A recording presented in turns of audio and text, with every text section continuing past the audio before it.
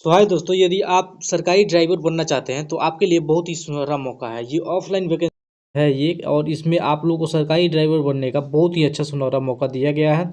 इसमें छत्तीसगढ़ उच्च न्यायालय के द्वारा जारी किया गया है ये नोटिस, और यहाँ पे बताया गया है कि जो भी लोग अगर जो उनके पास अगर जो मोटर व्हीकल का लाइसेंस है तो वो इसके लिए फॉर्म को भर सकते हैं। फॉर्म को भरने का जो प्रोसेस है वो पूरा इस वीडियो में मैं बताऊंगा आप लोगों को, और क्या क्या रिक्वायरमेंट है इसके बारे में, ये सब डिटेल्स के बारे में हम इस वीडियो में बताने वाले हैं। तो यदि आप अगर जो ड्राइवर हैं और आप सरकारी ड्राइवर बनना चाहते हैं तो इसके लिए आप लोगों को ये पूरा स्टेप बाय स्टेप आप लोगों को कहीं भी स्किप नहीं करना है, और इसे आसानी तरीके से हम समझाएंगे आपको, आप पूरी तरह से समझ जाएंगे। ये नोटिस है 13 दिसंबर 2024 का, यहाँ पे देख पाएंगे आप। और यहाँ पे स्टाफ कार ड्राइवर की पद को लिए वैकेंसी जारी की गई है।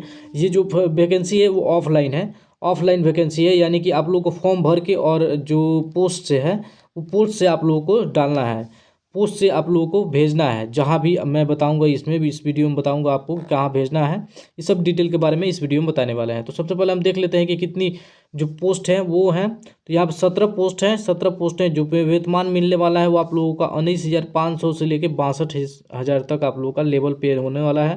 यानी कि 19,500 का मतलब समझिए कि आपको 30K प्लस आप लोगों का सैलरी होने वाला है। इसमें क्या होता है कि 19,500 आपका बेसिक लेवल है, इसी पे आपका टीए जोड़ा जाएगा, आपका डीए जोड़ा जाएगा, डेली अलाउंसेस जिसे कहा जाता है, जो आप लोगों का महंगाई भत्ता होता है, ये सब चीज़ इसी में जोड़ा जाता है। तो ये सब कुछ करके आप लोगों का 30,000 तक का सैलरी चला जाता है। अब यहाँ पे बात करें पदों की जो है, तो यहाँ पे अनारक्षित के लिए यानी कि रिजर्व के लिए 9 पोस्ट हैं, अनुसूचित जाति के लिए 3, अनुसूचित जनजाति के लिए 2-3, और यहाँ पे अति पिछड़ा के लिए, अन्य पिछड़ा के लिए यानी कि ओबीसी के लिए 2 सीटें रखी गई हैं। तो ओबीसी के लिए थोड़ा सा कम सीटें हैं।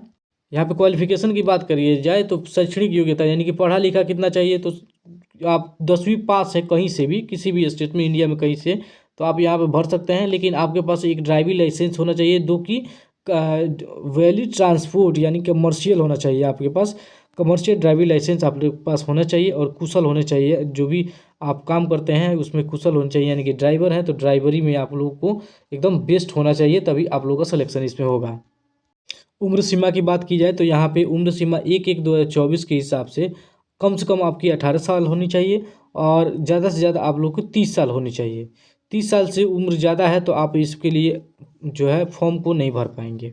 यदि आप छत्तीसगढ़ के निवासी हैं तो यहाँ पे कुछ छूटें भी मिल जाती हैं आपको, 5 साल की छूटें मिल जाती है अनुसूचित जाति, अनुसूचित जनजाति या फिर अति पिछड़ा वर्ग के लिए। सबसे पहले हम बात कर लेते हैं कि कौन कौन से डॉक्यूमेंट आपको इसमें अटैच करना है। जो भी फॉर्म आप भरेंगे उसमें डॉक्यूमेंट भी अटैच करना होगा।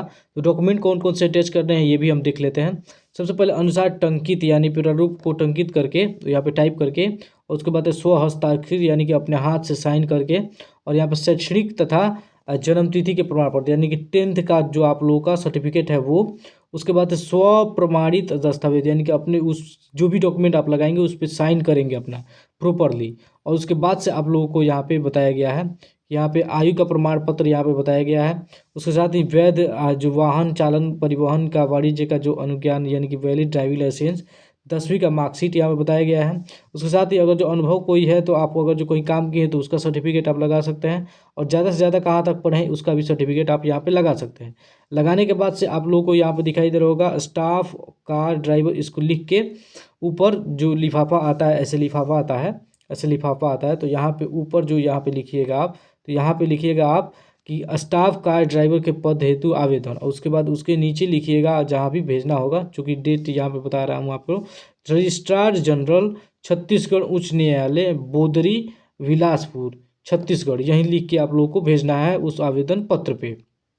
इसी पते पे आप लोगों को भेजना है, जो कि स्पीड पोस्ट से आप भेज सकते हैं या फिर रजिस्टर्ड पोस्ट से भेज सकते हैं। इसका जो लास्ट डेट रखा गया है वो भी हम इस वीडियो में बताएंगे आपको। तो यहाँ पे इसका जो लास्ट डेट रखा गया है वो 17/1/2025 रखा गया है, शाम को 5 बजे तक। यानी कि 17/1/2025 से पहले आप लोगों का जो लेटर है, जो भी आप भरेंगे फॉर्म को ऑफलाइन, वो वहाँ पे जमा हो जाना चाहिए, वहाँ पे मिल जाना चाहिए, तभी आप लोगों को इसके लिए मान्यता प्राप्त होगी, आप इसके लिए एलिजिबल हो पाएंगे।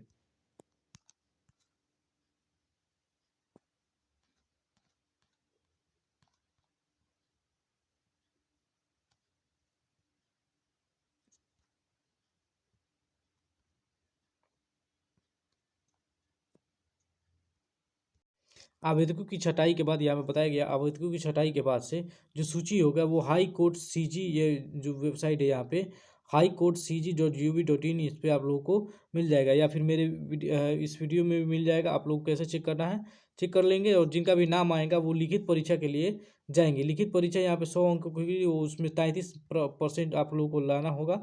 100 मार्क्स में से 33 मार्क्स ला लेंगे तो आप पास हो जाएंगे इसमें, और उसके बाद अगले स्टेज के लिए चले जाएंगे।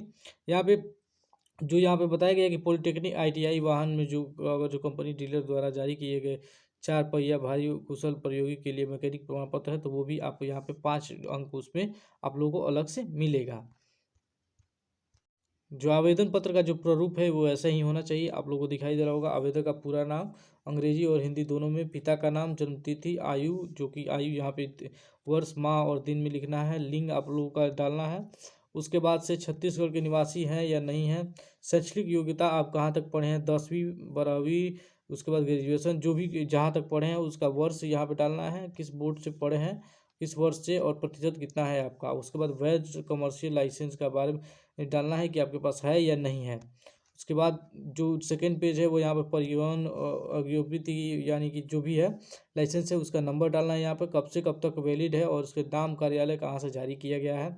अनुभव भी डालना है, यदि अनुभव है आपके पास तो डाल सकते हैं। यहाँ पे वर्ग जो लागू होता है वो कौन सी जाति से आते हैं आप, अन्य पिछड़ा वर्ग जो भी है वो यहाँ पे सही मारेंगे।